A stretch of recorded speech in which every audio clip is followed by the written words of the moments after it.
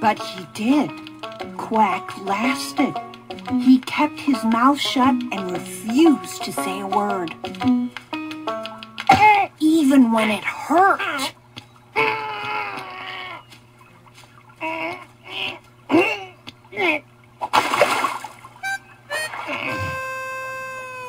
amazing. I can hear stuff I never heard before. Listen to those reeds. I hear somebody drinking.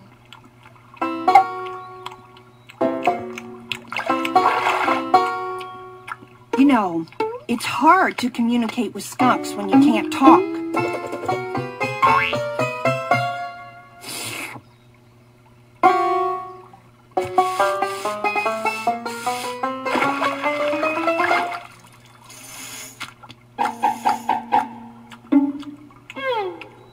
Let's see, Quack is mad, and I think he's saying you need to ask permission before licking his foot.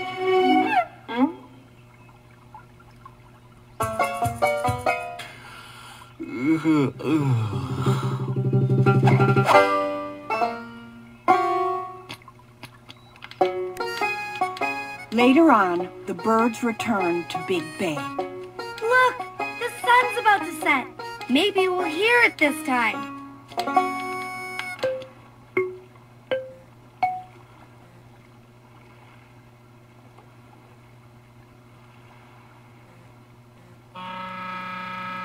Nothing.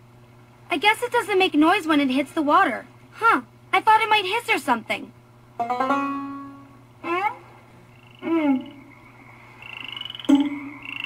Hey, do you hear that? Frogs! And birds. And the sea.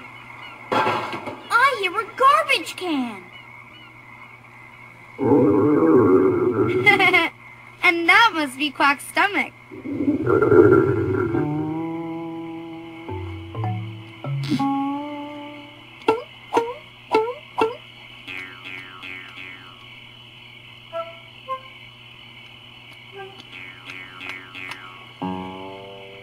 Thanks, Quack.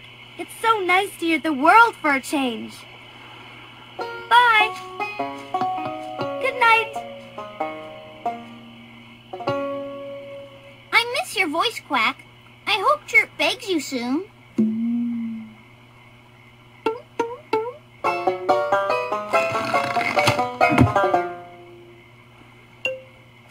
Are you trying to tell me something? Okay, you have got to do something, Peep. If Chirp doesn't beg me to talk soon, I am gonna... I heard that. I am gonna bust! Quack. I heard that too. Are you giving up, Quack? But Chirp, Quack can't be quiet forever. Aren't you ever going to ask him to talk? Sure, tomorrow, or the day after, or I don't know, maybe next week. I mean, just think of all the stuff we can listen to now. Like what? Like, I know, tomorrow let's go find a flower and listen to it grow. Oh, yay!